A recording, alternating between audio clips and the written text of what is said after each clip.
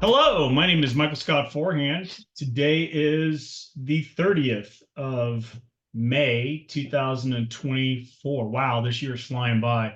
And today we're going to be doing an infinite banking and debt-free life presentation. We've got a lot of folks with us, but we've got Ruth Slingo is going to be one of our special guests today, as well as Mark Creighton. Mark Creighton is a regional vice president with Mutual Trust Life, and he's a gentleman that offers his company offers one of the, in my opinion, one of the best programs out there to use infinite banking strategies with. And I know that Mark, you've been doing this a long time, and even I think you were with Nelson Nash's group. You probably trained them. I'm pretty sure you trained them how to do infinite banking. Just a little bit, right? So let's go ahead and get rolling here. Let me go ahead and share my screen. Well, actually, I need to do one thing. That's what I need to do. All right, so I'm going to go ahead and share my screen again, and boom. Hi there. Welcome to this week's edition of Debt-Free Life Infinite Banking. So let's go ahead and get started. Debt-free life and infinite banking, they are one and the same thing. You also, from time to time, you'll hear it called private banking or private bank, infinite bank, debt-free life bank. They're all the same thing. And really all they are is a specialized type of life insurance that allows you to store and grow cash in a place where the IRS can't touch it, tax it, or see it, as long as it's structured correctly. And some of the folks that have been trained on how to structure these programs, life insurance agents, brokers, underwriters that are professionals, have been trained on how to structure them correctly so they do not become taxable if that's a concern. The other version of these that does become taxable is called a MEC, Modified Endowment Contract. And those versions, as long as you're prepared for it, a MEC is not necessarily a bad thing. It just means that it doesn't have that tax benefit that we're looking for, a non-taxable program. So let's keep rolling.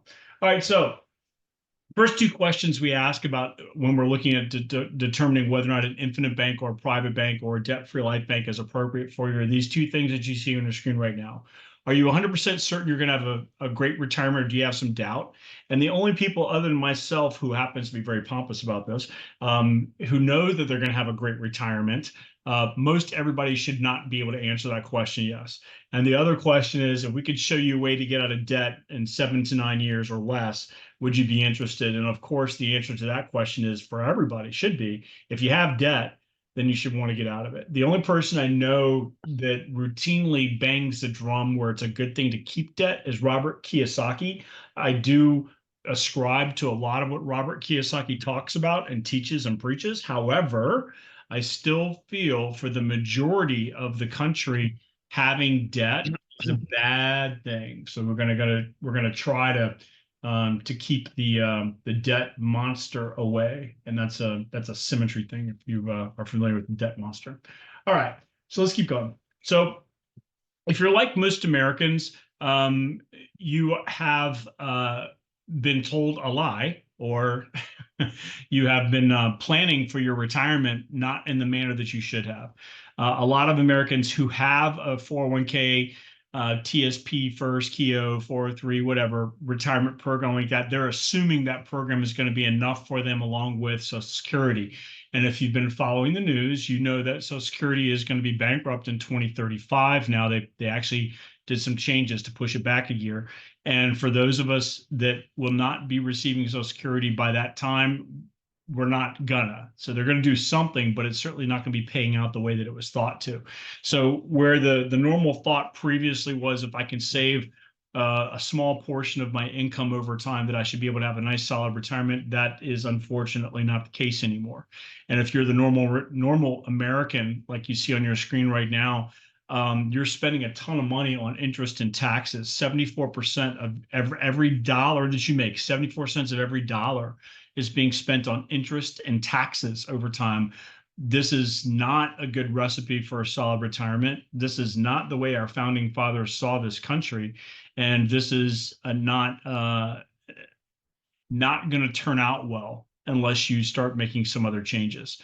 And if you're only living on 23% of what you actually make, then that leaves a very small amount for retirement, which is only 3%. And that's certainly not enough. Ruth, do you think 3% of somebody's income is enough money to retire on? No, the answer to that is no. The answer is no. So if I said, Ruth, look, we're going to go ahead and save 3% of our income for the next 20 years, because that's what we're going to retire with. How long do you think that's going to last? A year. Ding, ding, winner. So yeah, folks, the problem is the methodologies we've been using to do financial planning and retirement planning for the last 20 or 30 years, the rules changed. The interest that we're earning, it's not as good as it was thought to be. And the amount of taxes we're paying, it's much higher than we thought it was going to be. So 3% is not going to make it. So if you are like most Americans, you make a decent amount of money. The average American makes $2 million in their lifetime. That slide's old. This is a 4-year-old slide, and it's probably closer to 2.3 or 2.4 at this point. So the average American makes plenty of money. The problem is we don't save it and we spend it wrong. And so, Ruth, if I could give you a program, if I could offer you an opportunity to buy something and keep the money that you use to buy it, would you want to do that program? Yes, I would. Yes. Yes, she would. Very good. Good answer, Ruth. Thank you. No. Yeah, you're doing good, Ruth. You're 2 for 2. All right. Yay. Yay, you, right? All right. So the point is that 3% is not enough. You make plenty of money. You just don't spend it correctly and you don't save it correctly. And that's probably why you're here watching this video right now. So if this is where you are and you have a concern, like you're getting ready to, I don't know, 2 years from now, go buy a house and you want to make sure your credit's in order and you got all this debt that's hanging around your neck and what are you going to do about it? Then you go meet with a debt counselor. And a debt counselor or credit counselor is going to give you the list of items that you see on your screen right now. If you could save more, you probably would be. If you could spend less, you probably would be. Let's talk about consolidation for a second. Debt consolidations. This is the biggest ball of caca out there, right? Why would I take a bunch of smaller debts that are easier to manage and put them into one massive debt that it's going to take me forever to pay off? Why would I do that and completely eliminate one of the most powerful tools we have for debt elimination called a debt snowball? Why would I do that? So debt consolidation, bad idea, right? Debt negotiation, all right? Ruth, I don't care how much debt you have. Let's say you have a lot. Tell you what, why don't you let me destroy your credit for the next 7 years and I'll get them to write off some of that money that you owe. Is that a good deal? That's a bad deal, Bob. Bad deal. Right. That's debt negotiation, which is a bad idea. Hey, Ruth, look, I know you've got $50,000 in debt. How about this? Why don't we take that $50,000 in debt that you have and let's go replace it with $50,000 more of different debt. Is that sounding a good idea?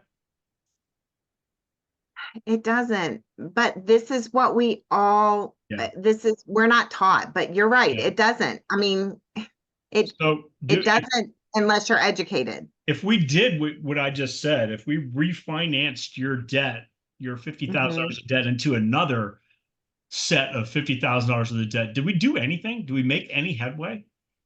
Are we still? We lowered our monthly payments. We may have lowered the monthly payments. That's it. Right. So that's not really helping. And most likely, if you did that, then we're probably doing some consolidation also, which is making it more difficult for you to get out of debt. So the point is that all these things that you see that you're going to hear from a credit counselor or a debt counselor, every single one of them is bad, with the exception of a debt snowball. I'm not saying they won't work. Some of them will work some of the time. None of them will work all of the time. And our system, our plan, our program, our debt-free life program will work every time as long as you follow the plan. It's really that simple. All right. Our better way, right? Our better way is to get you from the left side of your screen to the right side of your screen. I want to make it so that you're not spending just 23% of your monthly income on living. I want to make it 34%. I want to increase your cash flow. I want to decrease the amount of money you're spending on taxes. I want to decrease the amount of money you're spending on interest. And more importantly, I want to increase the amount of money you've got available for retirement.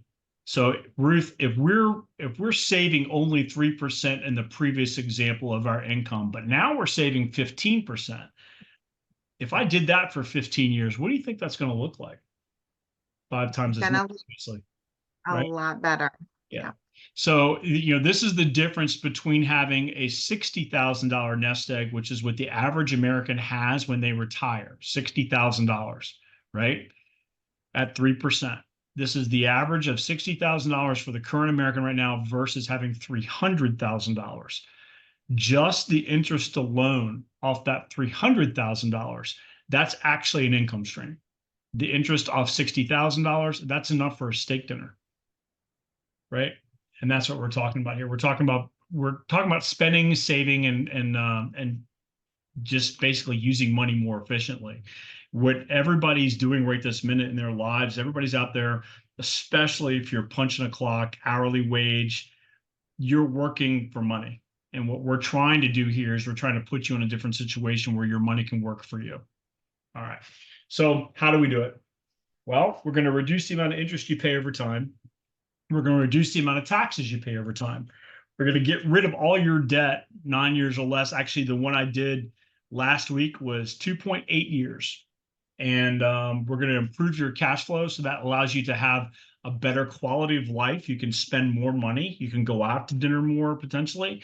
Or if you really are focused and you have a short length of time before you're retiring, that means you can really hammer your retirement programs and really build it up quickly and give you a tax favored income. Hey, Ruth, if you could choose a tax favored income program that was tax deferred, pay the tax now, or tax exempt, which one would you choose?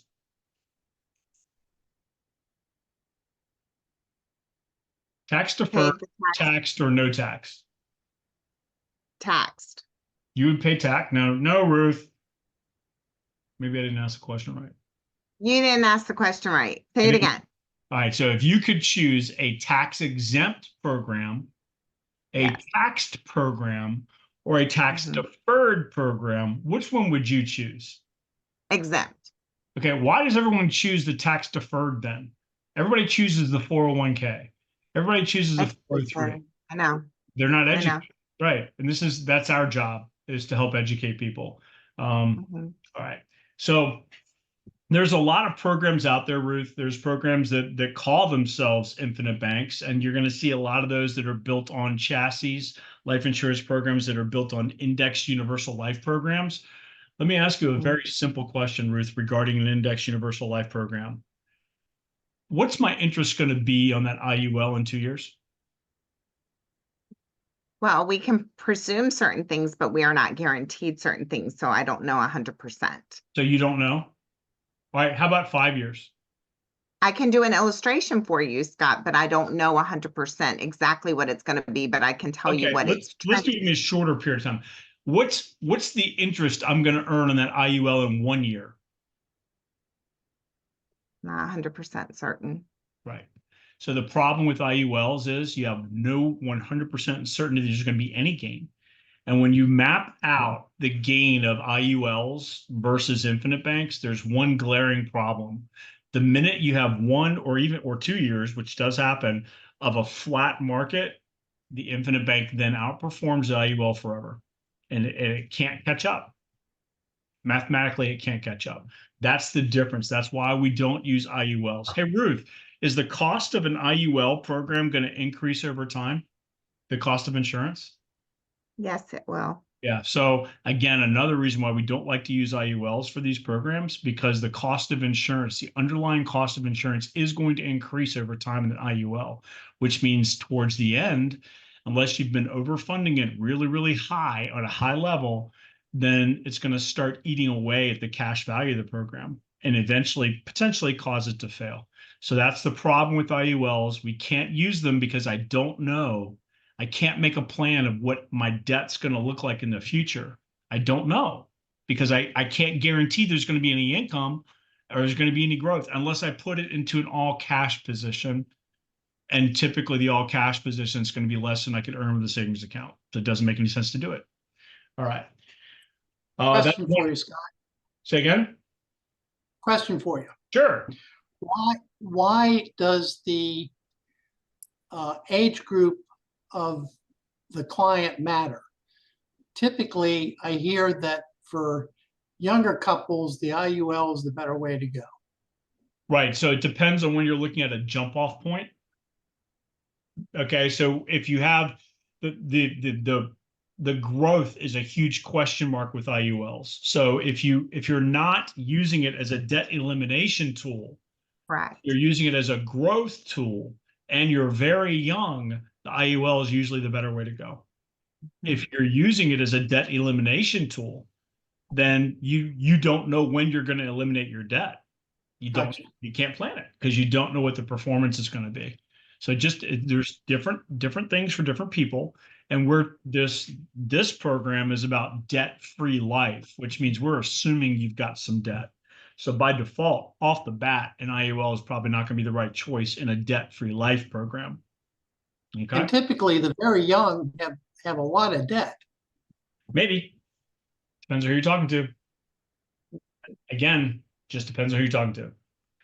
All right. So another one of the quote unquote infinite banks that's out there uses what's called a sweeps campaign, which is a very old tool that you had to, they're very expensive to set up. And what that does is it moves money from one account into another account between 11:59 p.m. and 12:01 a.m. And then it moves it back. And then so basically it appears that you've got money in two places. You've got your money in your active checking account earning nothing. Then you've got money in a savings account earning something, and you still have 100% access to all your money. The problem with those programs is the software is very expensive, and you have to be moving a whole lot of money to be able to get any kind of gain. The last one I ever saw about 6 years ago, it took 7 years to break even on the cost of the software. So it's probably not a good idea. And then there's different versions out there also that are based on what are a mortgage, essentially a home equity line of credit. Hey, Ruth, let me ask you this. What's the interest rate on my home equity line of credit going to be in 6 years? I don't know. Okay. Well, do you think it's going to be up or down? Up. Do you know if it's going to be up or down? I don't know. Right.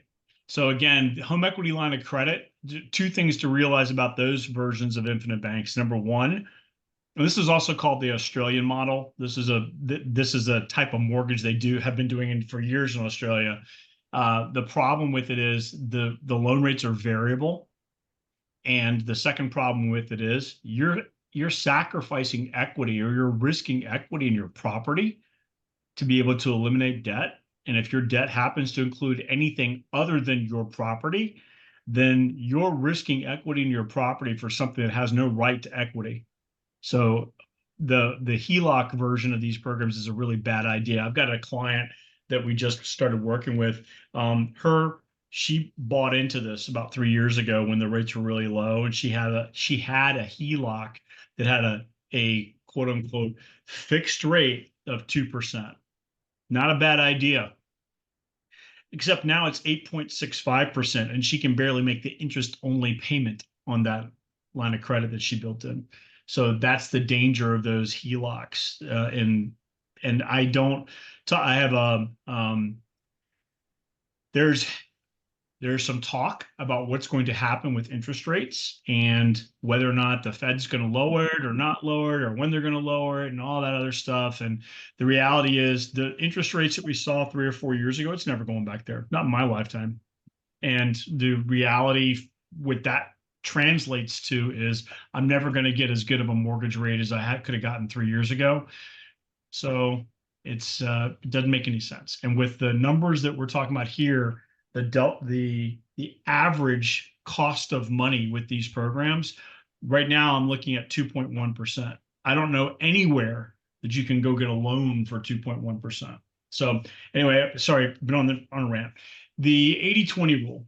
So the 80-20 rule for us and the debt-free life program is that we actually create an emergency fund within your Infinite Bank. And what you can see is 80% of the value of your program. What the reality is that there's a little bit more on top.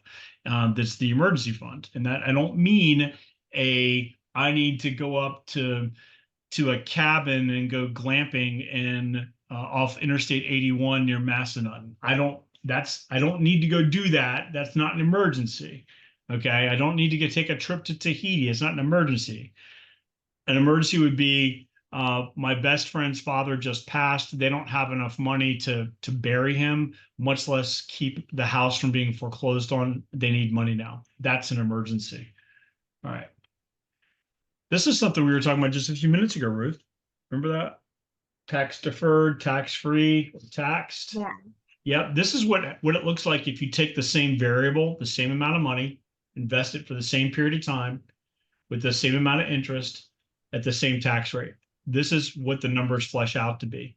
So obviously, in the tax-free world is the best way to go, simply because you're growing at a good interest rate, and you're not gonna underperform, or you're not gonna, the cost of taxes and deferring the cost of taxes, which means you're also deferring the growth in taxes. That's not going to kill me in a tax exempt program. Okay, let's be clear for this for just a second. This is a financial tool. It is like all financial instruments that work in phases, and the three primary phases are maximization, accumulation, distribution. We are talking about a debt-free life program, a debt-free life style of Infinite Bank here, which means there's debt, which means the debt is causing you, or whoever we're talking to right this minute, it's causing that individual to have a reduced rate of growth in their retirement program. Our goal is to get you off this debt hamster wheel and get you to the point where you're running at the same pace you were running before, but now you're actually throwing money into retirement and able to have a more solid retirement, or maybe get that boat, or maybe go fishing 3 times a year instead of just once every other year, whatever your thing is that you're going to do when you're retired. And so the accumulation phase is when you are out of debt. We're still working, we're still making money, we're out of debt, which means we can be more focused on the growth of our retirement programs. And finally, distribution. That means I can take that emergency trip to Tahiti anytime I want. That's the distribution phase, when we're taking money out of the program, we're distributing it. And Ruth, I am, wow, I got an AARP thing in the mail the other day. I was so angry, so angry.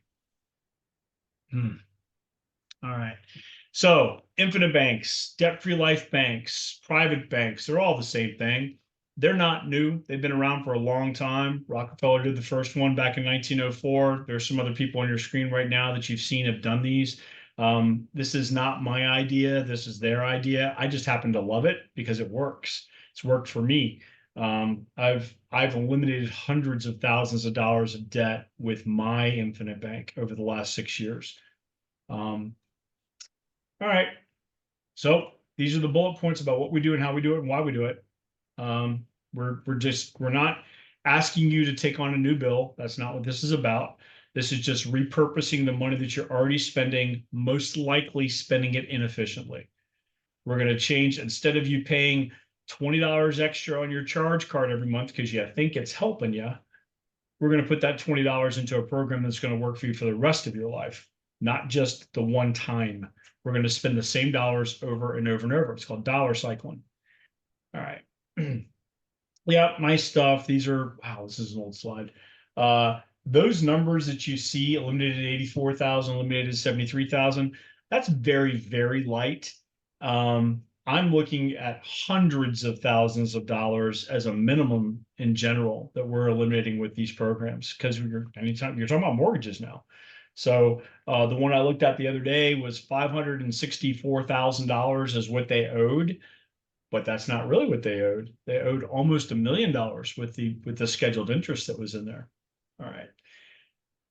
To understand how these programs work, the first thing you need to do is you need to understand how you spend money.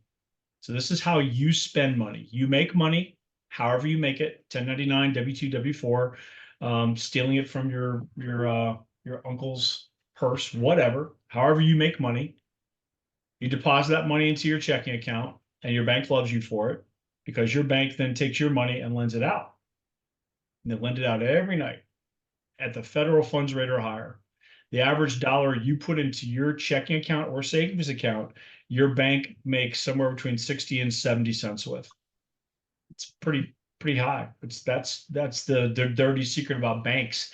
They make more money with your deposits than lending you money. And that's how they're making on both ends, because they're lending you money too, and they're charging you for the loan. So the bank makes money with your money. The average length of time that you leave money in your bank is about 7 days.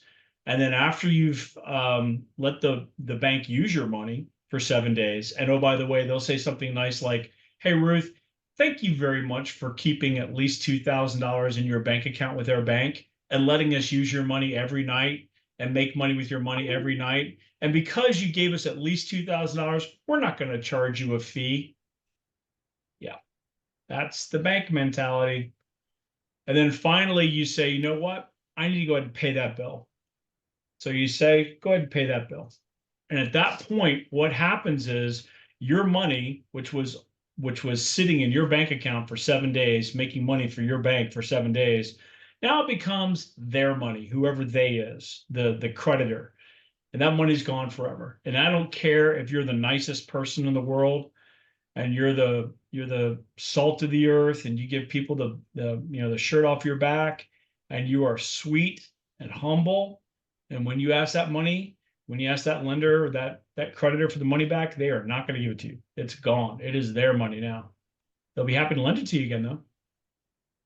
So this is a debt-free life bank. This is how it's different. So the same process, you make money, it gets deposited to your checking account. The bank sees the money, they get their hands all sweaty because they're getting ready to start making money with your money, right? But no, this is where we change. We make a payment to our life insurance policy. Life insurance policy, right? That's what we said from the beginning. We're not doing the HELOC version. We're not doing the IUL version. We're doing the whole life version, participating whole life. The very first one, Rockefeller, 1904. Whole life. But the program that we're using actually is a hybrid. And it's got two other riders. It's got a term rider and it's got a paid up edition rider. So let me explain what these things do. The whole life is the core policy. The term rider adds an inordinate amount of death benefit. Traditionally, it's up to 10 times whatever the whole life piece is. So if the whole life death benefit is $50,000, then the term life rider can be up to $500,000. And why that's important is because it creates volume within the private bank, within the infinite bank. It makes it so we can throw more money in there. And then finally, paid up additions. What is that? That's the more money, folks.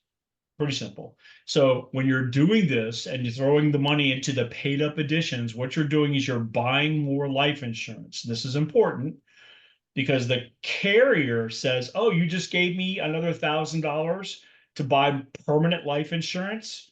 Okay, that means based on how old you are and how sick you are, I'm going to get to invest this money over and over and over again, make interest with this money a lot, and I'm going to give you some of it. I'm going to give you some of that interest. That's the beauty of this program. You are able to participate. That's why it's called participating whole life. You're able to participate with the success of that life insurance company. Hey, Ruth, if you drive into a big city and you see big, tall buildings in those big cities, usually there's a couple of different names you're going to see on the top of those buildings. Can you tell me what the two most common names at the top of those buildings are? What kind of businesses those are? Insurance companies. Yes, and banks. Oh my God, I got it right. You did. Okay. You're 3 for 4, Ruth. Everybody keeping score at home. Ruth is 3 for 4. Okay. So Yes, when you drive into any large city and you see big tall buildings, there's usually an insurance company at the name of the top of the building or a bank. It's one or the other. They are the two most profitable types of companies out there. Hey Ruth, have you ever known a bank to fail? Yes, Yeah. Can you name an insurance company that's failed? I can't. Yeah. So did any banks fail last year? Yes, Yeah. Can you name any insurance companies that failed last year? no, Can you name any insurance companies that have failed in the last 20 years? I don't know of any, No. but But here's the thing. From a business perspective, insurance companies are solid as long as they have good ratings. And they have to be solid because it's in their charter. They have to be able to pay claims and they have to be able not to hem and haw. They have to just pay it. Okay. If the person died and they're insured and the contract is in good order, they're going to pay the claim. And if they don't, then they're going to lose their charter. They're going to lose their license. They're not going to be able to offer and they're going to be out of business. It's that simple. So banks, banks fail all the time. And they fail all the time because of their creative accounting practices that usually put them at risk. Okay. So the idea of where's my money safer? That question comes up all the time. It's actually safer in an insurance company than it is with a bank. But I've got $250,000 FDIC insurance. Yes, you do. And I've got 250 in this bank and that bank and this bank and that bank. Great. You're covered for 250 with each bank, right? No. 250 total. Okay, well, I've got some in the credit union too. Great. NCUA, right? Yep. 250 total. That's it. All right. So back to the screen. So this is what happens. Instead of the money sitting in your regular bank account, checking account, you actually make a premium payment. The premium payment hits the carrier. The carrier says, okay, well, this piece I'm going to put in this pocket. That's your whole life core policy. This smaller piece I'm going to put in this pocket. That's your term life piece. And this big, massive amount, that's your paid up addition. I'm going to go put this in the wheelbarrow and carry that out back and plant it. And then they're going to pay you interest, guaranteed interest on the PUA amount and a little tiny small amount that's embedded in the whole life. That's that emergency fund we were talking about. So all of a sudden, I changed the game. I'm no longer letting the bank make money with my money every night. Now what's happening is I'm making money because my money is now in my bank, my private bank, my infinite bank, my debt-free life bank. And when I take the money out, my money's still in there. Let me explain. So now we get to that point where we have to pay a debt. How do you do it? You take a loan. Take a loan from the carrier. I am using my cash value as collateral. I am borrowing against my cash value. Ruth, if my cash value is earning by contract 3% per year, and my loan cost is 5% per year, what's my net loan cost?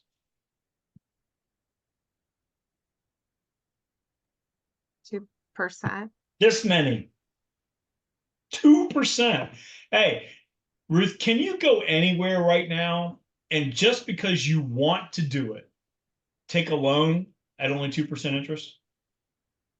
Anywhere. That's negative. No. So, you've got your best friend happens to be a branch vice president at the local XYZ bank, and you've known this person since you were 6 years old. Can you go up to that person and say, hey, give me a loan for 2% just because you know me? No, No? no, Okay. That's the beauty of an infinite bank. You can. Ruth, in an infinite bank, who makes the decision of whether or not you can borrow the money? I do. You do. Ruth, if you don't pay yourself back, are you going to take yourself to court? Absolutely not. No. Ruth, are you going to penalize yourself and send the feds after you if you don't pay back that debt? No, Okay. no. Okay. So this is the difference between taking loans from traditional banking systems versus taking a loan from an infinite bank. Your money's already collateralized. The money's in there, you're just using it, and now you're using it at a lower interest rate than you would if you had the best bank in the world and had the best relationship with the banker at that bank, and they were able to give you the best rate that you can get on the planet, you're not going to get it at less than 2%. So now you take in that loan. Money goes back into your checking account and it's time to pay that creditor, right? Yep. So you tell your bank, because you just took the loan from your infinite bank, you put the money back into your regular bank account and say, hey, Mr. Bank, please go ahead and pay that creditor. Okay. Ruth, it's on the screen. Is the creditor paid? Is your debt paid? Yeah. Okay. Where's your money, Ruth? It's gone. Nope. Where's your money, Ruth? Wait a minute. If you take it out of your checking account or you borrow it from your account, So from your cash value. I put the money into my infinite bank. Oh, yeah. Yeah. It's still in the infinite bank working for you. Okay. So my debt's paid and I still have my money? Yes. Yes. That is accurate. Yes. So if that debt was worth, let's say it was a $10,000 vehicle that I just paid off, right? So now I have 100% equity in that $10,000 vehicle, right? Yeah. And I still have my $10,000, right? Yes. Did I just increase my net wealth by $10,000? Yes. Yeah. So the point is here, folks, every time you make a payment using an infinite bank, not to the bank, but when you take money out of the infinite bank and actually send it to your creditor, every time you do that, you're increasing your net wealth because you're eliminating that debt and increasing the cash value. You're doing both at the same time. All right. So if you want to, we're not going to do this. We've done this 100 times. You can go back and look at any of the videos. It's the same clients. It's the same deal. You've got the fact is that you're going to be paying off the debt faster and eliminating debt faster and getting through the whole process faster and building up cash value faster and ultimately getting a larger, faster growing retirement program, which is the whole focus of this. So that's the end of our basic debt-free life presentation. That might be 6:18. Wow. I did that in 40 minutes. That's one of the fastest ones. Well, that's going to do the rest of it. All right. So now let's talk, right? Ms. Slingo, is there anything else that you would have added to that conversation, that presentation? No, well, I say no, and then I start talking. I do that every time. What I'd like to say is, let me just put it a little bit different way because my voice, I communicate a little differently than Scott, but I'll just say, do you want to pay tax on the seed and not have to pay tax on the harvest? Because that's what we do here. Do you like that? Wasn't that kind of good? Did you come up with that one? I love that one. I know, right? We're going to call that a Slingoism. Okay, we can call it whatever you want. Just I think it's amazing. But no, paying tax on the seed versus paying tax on the harvest, because the deferred, you're paying tax on the harvest. So that's just one thought process. The other thing is, what we do day in and day out, and if you're a client or you're an agent, we provide a light at the end of the tunnel. See, there's debt. And with your debt, you're trying to do the best that you can based on all the data that's at you. Let's have an educational moment. Let's put your numbers down and let's show you your light at the end of the tunnel. How can we marry the infinite banking with the debt snowball concept? That's what we do here. Yep. It's a beautiful thing. We're keeping your current budget. We're just keeping your current budget. That's what we do. And we're not adding to your budget. And the benefits are you have a light at the end of the tunnel. You have someone teaming up with you to help you complete those goals to get out of debt. But you also have a death benefit. So your family's ultra protected and bulletproofed. So what is really the question mark here? Let's educate you. And while we're educating you, let's help you use your same dollar that you're using to get out of debt and build tax-free wealth retirement at the exact same time. It's really just that simple. I may have made it sound a little different than Scott, but really it's just that simple. So we need to put your numbers down and give you that light at the end of the tunnel. Right on. Mr. Creighton, what do you got to add? Howdy. I got good stuff. I'm going to hit on a few things. 401ks, I mean, they're really interesting. At one point in time when they were created, they kind of made a little bit of sense. Hey, I'm going to defer my income now while I'm at these massive tax brackets because when I make less, the tax would go down.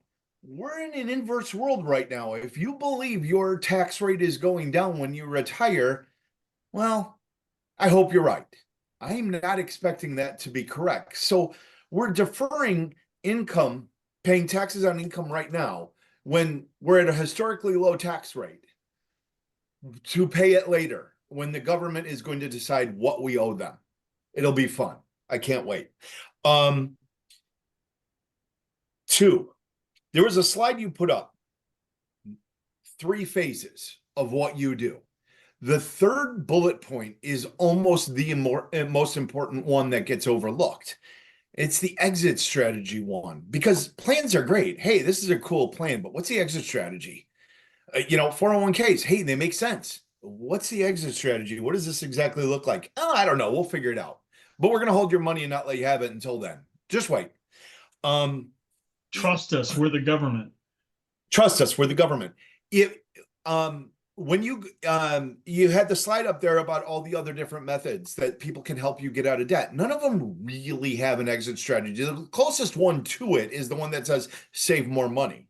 Okay, that's helping you build wealth, but that's not talking about anything else. And the tying into this point, everybody understands PLI, permanent life insurance. Permanent life insurance is a beautiful thing when done the way the IRS wants you to do it, that it's still considered insurance. It is tax exempt. I'm going to build my cash values tax deferred, never pay taxes on anything. And they're going to allow me to use it, all that I put into it and the gain, and never pay taxes. Consider this. Let's imagine the hypothetical client wants to plan on retiring with $100,000 and they have climbed the mountain successfully and accumulated assets to spit out $100,000 a year out of their various accounts. There's taxable, there's not, there's whatever. Let's imagine it's all taxable, and let's just pretend for argument's sake they're in a 25% tax bracket.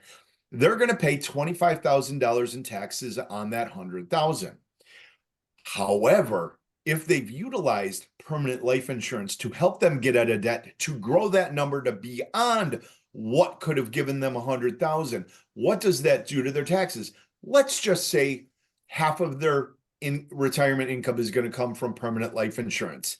That's not disclosable on a tax return. So now they're claiming 50% income. And just assuming, for argument's sake, they're still in a 25% tax bracket, they're only paying 12.5 of taxes on the 50,000 they got to pay taxes on. They have 87.5 of the 100,000 they were going to take to live on. Permanent life insurance is the coolest thing. Other note, I was thinking about what you were saying about banks and the FDIC. Well, anytime you put the government in charge of something, college tuition, it gets more expensive. So banks, don't worry, we'll bail your clients out. Oh, well, geez, I got insurance from the government. I can do stupid things and go bankrupt and screw a business. Insurance, we don't have government backing. We have our own backing. We're very sensitive to public's perception of life insurance companies. You guys know it. I probably before you were ever in this business, you thought about life insurance and you're like, if I ever talk to a life insurance person, I'm going to punch him in the face. Now you are one. Kind of funny. It's the old I'm a joke life insurance professional, thank you. when you're on an airplane and want to make somebody stop talking to you, hey, I sell life insurance. Would you like some? There you go. But Leave me alone. we're very sensitive to the public perception of life insurance. So we've got something called the Guarantee Association, which basically says if a life insurance company does run into problems, there's an arrangement for other carriers to come in and pick them up. The clients will have everything in their contract the way it was promised to them. No client is going to go left uncared for. So that's all I got. That's Right fun. on. I like this. Different Yeah. stuff all the Fun format. Well, And I'm going to plug your cool event. These two spectacular souls are doing something next. And I left a message for Ruth earlier. I've got 2/3 of my pieces, but I don't know what I'm going to say about DFL. Now I do. I'm going to help you overcome some of the objections there you go. in a way that I don't think I've heard anybody talk about. Awesome. Awesome. You heard it here first. Mark Creighton's got some special info coming out at the, which one? Advanced Markets Workshop is for Mark. Yep. Next Thursday in Hopewell, Virginia. All right. Somebody wake up Can't Jim. wait. Andy's got his hand up. Hey, Andy. Yeah. Yeah, one of the things that we seldom talk about is the fact that in order to have an infinite bank, there is an outflow of cash to pay the premiums on the insurance. And as the resident cigar smoker, my premiums are fairly high. Yeah. So are you making a statement that tobacco users have higher costs of life insurance? Correct. But the costs, you have to recognize that there's a cost for creating your infinite bank. Yeah, there's a cost. So, all right. So again, putting this And into senior perspective, that is a recurring cost until you RPU it. Yes, until your PUA is maxed out.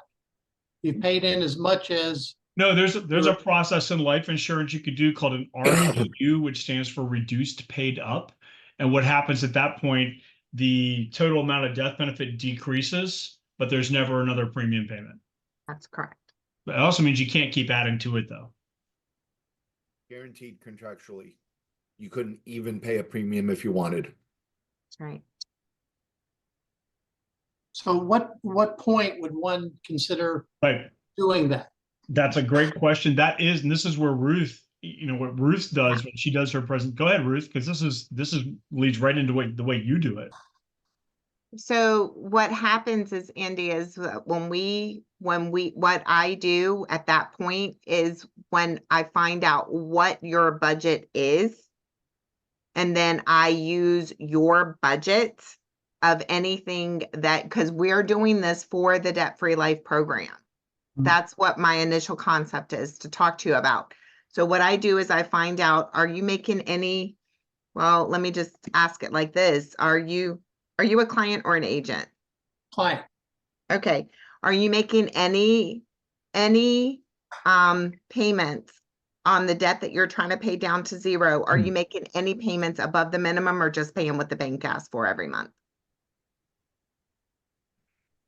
Well, I'm paying the my 2 3/4 mortgage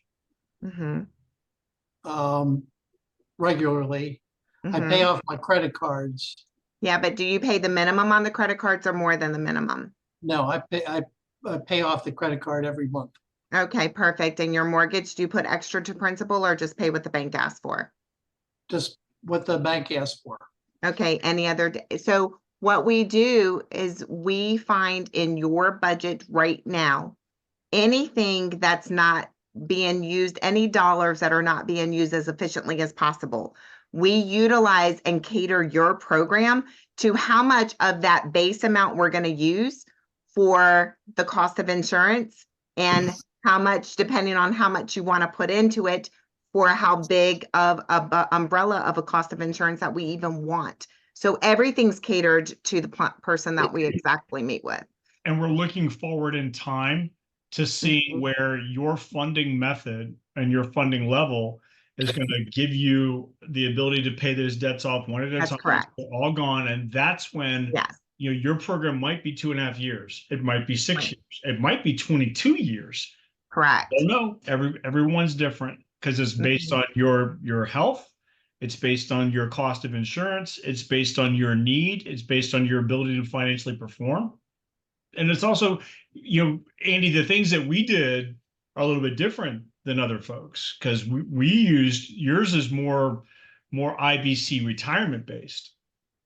Yeah. So and retirement focused. Okay. And we're doing, duplication strategies Different. within you. So it's a little bit different. But that's the beauty of these programs is that there is no one size fits all. That's the beauty and the curse. There is no one size fits all.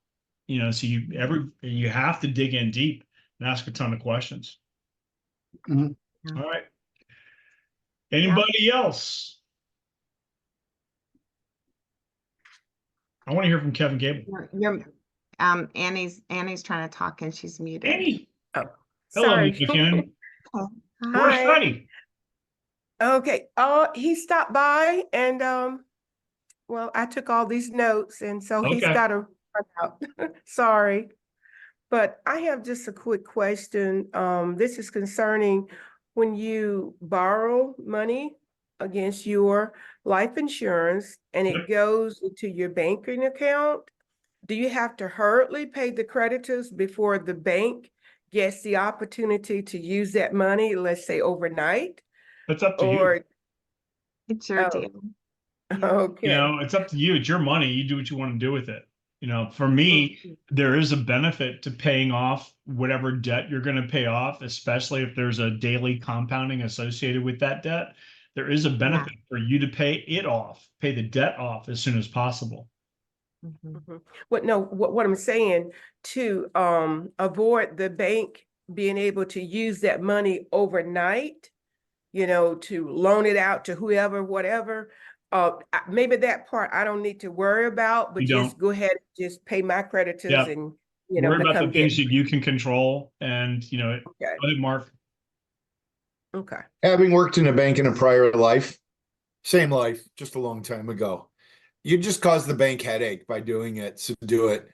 Because they're going to see your deposit and they're going to go, oh, we get to go spend it. And then it's going to come out of your bank account the next day or whenever that transaction comes. And then they're going to have to borrow money to cover their reserves and they're going to have to borrow it. And so it's really kind of ruined their profit margins to do it.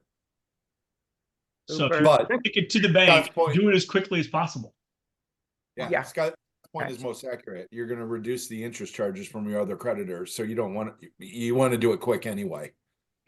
Mhm. All right. Great questions. Yep. Anybody else?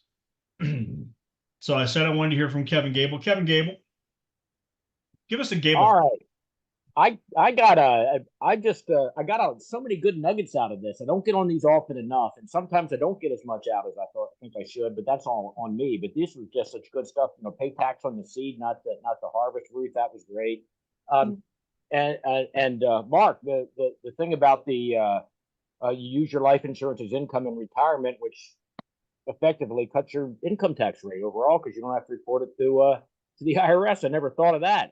There's just that, and I didn't realize that the life insurance companies are in a system where, God forbid, something does happen, the other life insurance companies have to pick That was good. it up. They It's good to know more. Isn't that a co-insurance process, Mark? It's something about a guarantee association, insurance guarantee association. There's a name for it. It's in place. You probably, if you Googled it a little bit, you could probably find some information, but I assure you, we will not let anything happen to a carrier that they will come in and bail out. What basically happens is carriers come in and buy segments of their book of business. Yep. Hey, this is the kind of client we like. We're going to buy that. This is the kind of client we like. We're going to buy that. And, the clients basically end up with the same policy, but it's serviced by a new carrier. So, Yeah. Just good stuff. We're in the business. We ought to have some idea of how the things work. So it's good to know. it would be a massive black eye for all of us if a carrier went belly up. No, I get it. And just the whole idea back to the 401ks, they were created in a different time, a different age. And as you said, that they may have been really good back then. Those days are Yeah, gone. Brenna, Johnson & Johnson, 1970. I was going to bring up another point. Sorry, Kevin, to further support this. we are regulated by regulators. We have to have, as Scott was saying, we have to meet the obligations of our clients. That's cash, death benefit. There's a bunch of things. And we are required to have a certain level of our money on reserve and readily available to pay what we need to pay. We and really all your good whole life companies have multiples of what we are required to have a good rating. So we could have 100% of what they want and we could get a good rating. We have, I don't know, somewhere around 500%, 5 times what we're required to have. You're good. Most of us can all tell you we're all between 400 and 600%. It's just further assurance that we are here for the long haul. We were open during the Great Depression. Insurance companies did not call a bank holiday. We stayed open because we could. Hey, Mark, your Yeah. company during the Great Depression, did you guys still pay a dividend? Yes, we did. Hey, Mark, I dur- remember the day we announced it. during the Spanish flu, the first pandemic for this country, did you guys still pay a dividend? Yes. During every war since 1904 and every policing action, you guys still paid a dividend? Yes. Yeah. Okay. And as a high net worth investor, the thing I like about insurance companies is they are the best managers of risk, of financial risk. And they're the only financial institution that uses the fact that some people die early, which means your costs go down. And that goes into the dividend. You So lost. the age risk is carried on those of us who refuse to die. All right. All right. That- Oh, wait, Chase has a Chase. question really quick. I'm sorry. Thanks, Chase. Hey, Scott. I have a lot of young people who are interested in this, and it's hard for me to explain to them how they would pour into it first to be able to get out the money to pay the bills that they currently have and the debts. All right. How much? Hold on. So what you Okay. just described, there's different types of infinite banks. You have a Mhm. debt-free life bank where we're using it to cycle through and pay off debts. And then you have a cash flow bank, which means we have bills we're trying to pay from this, which is not the same thing as a debt-free life or an infinite bank. They have to be structured differently. So don't get them confused. Okay. Okay. Don't go. I didn't mean to cut you off. I wanted to nip that in the bud though before you started talking about a cash flow bank, which is not what we on this. We don't teach that here. We do them. That's not what this program is about. This is about debt-free life. So the debt-free life, so whenever they can immediately draw out the same amount, or is there a cap? How does that look? Every single When it one's comes, different. okay, Okay, first off, and every person's different. So I don't know because you have to give me a specific. If you tell me that someone's paying $100 a month and their cost of insurance is only $20 a month, then there's $80 a month that's going into cash growth. Can they take $80? No, they can take about 90% of it on the very next minute. So it just that's what I needed to know. Okay. Yeah, that was the question there. I just didn't know how to verbalize it because I've not No worries. experienced enough. Yep, no worries. And Chase, in the very beginning, because I know you're a fairly new agent, I would not be one who's trying to present these for you right now. I would get with a Ruslingo or with somebody else on your team that's familiar with these, that's certified, because we have to, in order to do this, you have to be certified. Okay. So make sure you get with somebody like that that can walk you through it or walk through it with you is really what it should be. Okay. In general, to become DFL certified here, you're going to have to do at least 10 of these with somebody else who's done hundreds of these. before you can get your certification. So it's good to know it. It's good to ask questions. That's why we're here, but don't stress out too much about being able to say exactly the right thing. And you can always, I'll self-plug, you can always point them to the YouTube channel and they can go watch some of these videos. Yeah, it's not something I'm planning on jumping into right now. It's Okay. just out of curiosity, just to build Sure. my knowledge over time. Yep. Yep. When are you starting yours? Well, my wife's an accountant. She keeps asking me a bunch of questions. So Yeah. You guys should that's have it. one. Yeah. All right. Anything else with anybody? Wow. 17 minutes. Mark is talking away, but he was muted. I was Okay, amateur. Chase, your wife would be an incredible source of referrals. that's Get her correct. on board. That's correct. A And- CPA friend who gets IBC. Oh, Yeah. special people. Mhm. And we're not talking short bus special. she would be driving the bus. That's how good she is. Oh, snap. It's awesome. All right. Well, without any additional questions, Mr. Creighton, any last words? You know, we think about things and getting out of debt, like whether you're doing it the traditional way, the way everybody hears about, or whether you're going to do DFL the better way. It's a discipline. If the client really wants to get out of debt, they have to be disciplined.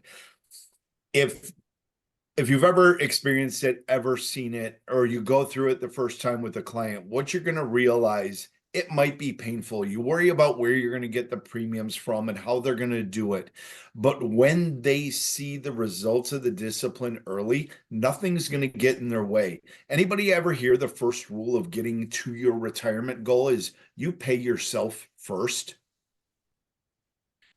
Whatever percentage of your income you're saving, you should put that away first. That's the only way you can actually get somewhere. We don't do that as a society. I'm going to go out and have fun. It's payday. Hitting the pub. Going to go have some fun. We're going out to dinner. I'm going to take my wife dancing. We're going to have all kinds of fun. And then by the end of the paycheck, by the end of the pay week, 2 weeks, what do I got left? I got $5. I got 3% of my money left. That's what I'm going to save. Doesn't work. That's why that's why people only save 3%. You pay yourself first. You start doing this. You commit to the program. You're going to be out of debt. You're going to save buckets, truckloads of money. And that money is going to work for you later on. And once they start, they won't stop. They see the light at the end of the tunnel. You're helping them get out of debt, and you're putting a plan in place for retirement. So when Social Security gets axed completely or delayed because somebody has to do something about it, this is not a party issue. It is a bipartisan problem, and neither one of the sides of the aisle wants to pull the trigger on this, but somebody's going to have to at some point. And there are advisors, there's smart money people in Wall Street saying, the idea of retiring at 65 was because you used to die at 67. So congratulations, go enjoy 2 years. It is not a birthright. However, if you're blessed to do so, if you've worked hard and accumulated wealth, yeah, I want to retire at 65. I want to go travel the world and do things, but how am I going to pay for it? Social Security isn't going to be something I have to lean on. I've got to do it myself. And guess what's going to get me there? PLI. Paid up life insurance. Thank you. Yep. That's all. Thanks, Mark. Annie, you want to say anything? Because I see you're unmuted. No, I'm good. I'm just listening. All right. Miss Yep. Ruth, you got the last words, dear. I am not following Mark Creighton. It's been wonderful hanging out with you guys. PLI. No. I thoroughly enjoy communicating with people that get it. And Chase, I'm just gonna throw this out there.